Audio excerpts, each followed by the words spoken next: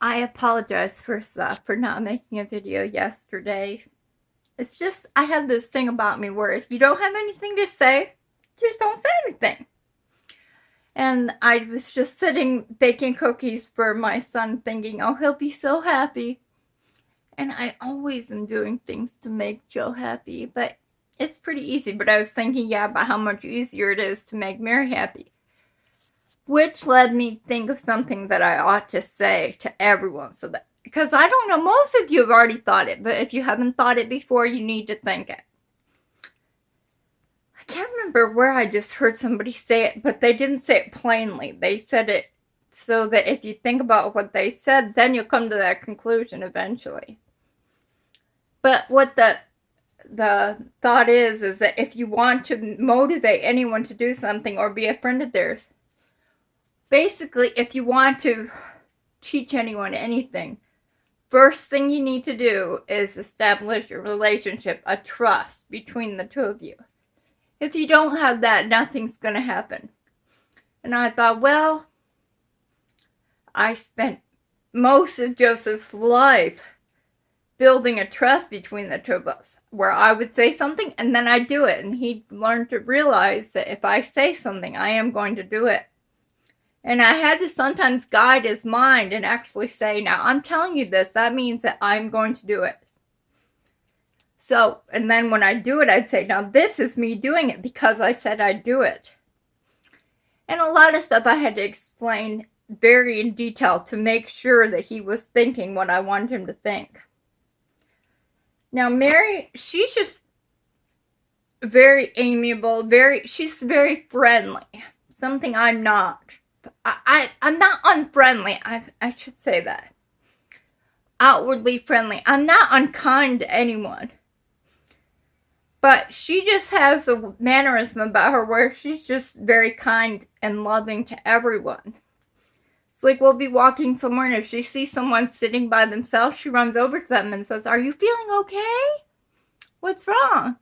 And I didn't even notice the person. It makes me feel bad because she seems more aware of her surroundings than I am. Anyway, but that has nothing to do with what I was going to say. What I was going to say was that it's very important to build a relationship first. I can't remember where I heard it. I don't know, but before you start teaching your children things and you want them to believe things, or not even believe things, but obey you and do what you say, you need to give them reason too. You have to a rapport, and that's something that I learned as a teacher too. They say the first few weeks you're just building relationships, and you want a foundation of trust. And children want to please you and that's why we do treats and things to get kids to do things, because they know, hey, if I do what's right, then I get this. And the kids know that. It's like they wanted something really, really bad. I see a little hair right somewhere. I need to cut that. Anyway. The kids, I told them you're going to get a laptop, and they knew I wasn't just saying that if they did it. And so they're trying really hard. And we tried to get Joe to break this one habit he has. And he couldn't do it, but the second I offered him an incentive, he did it. And when he wakes up and he's done something wrong, I could tell just because his whole mannerism about him, there's something wrong. And he'll be like, oh, I did something bad. Same thing with Mary. I told her, if you stop opposing me and when I tell you something, you do it instantly. If you do it enough time and I catch you do it, I'm going to reward you. I kept asking her, what do you want? And she's like, I want a laptop. But she said she wanted a laptop before. And then she said, well, I don't want a laptop. I just want an iWatch, a smartwatch. So I gave her a smartwatch. Then she says, oh, I've changed my mind. I really do need a laptop. And as luck would have it, of course, we all know I found one for dirt cheap. And we got it, and it runs, and it's as fast, if not faster, than the other computer she had anyway. So She just is over the moon happy. But making her that happy is very easy. If you've read the book before, there's the love languages of children, and Mary's love language is very expensive. But she likes things, and if you give her things that she wants, she is just so happy. But this morning, I asked her to do something, and she says, "Oh, I don't want to." But she did it anyway, but grudgingly. And then I told her about dinner and breakfast, and she didn't want to eat anything. And I'm like, okay, well, if you disobey your parents, then I get to hang you from a tree and kill you. Of course, she knows. We talked about that. That's in the book of, I think it's Deuteronomy, maybe? I don't know, but anyway, she knows that I can't do that anymore.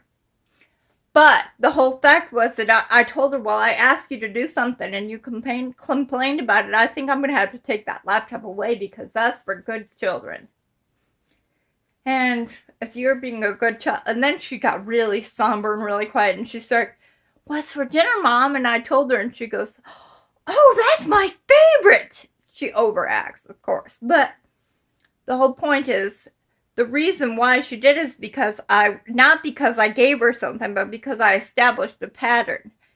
And she knows, she has a trust that if I say something, that's what's going to happen. And they get all upset about crazy things. I can't remember what it was, Joe. Oh, he says, because I said something about how it's a law. He really, really, really is all about keeping the law. He won't even jaywalk on our street when we cross the street. So I have to tell him, "Oh, you can't cross right now," or "just a second." But I told him one time, there were two little kids, him and his sister, and I wanted to cross the road, and he says, "No, I'm not going to cross right there because that's jaywalking." I'm like, "Well, we're going to be on the other side of the road, though."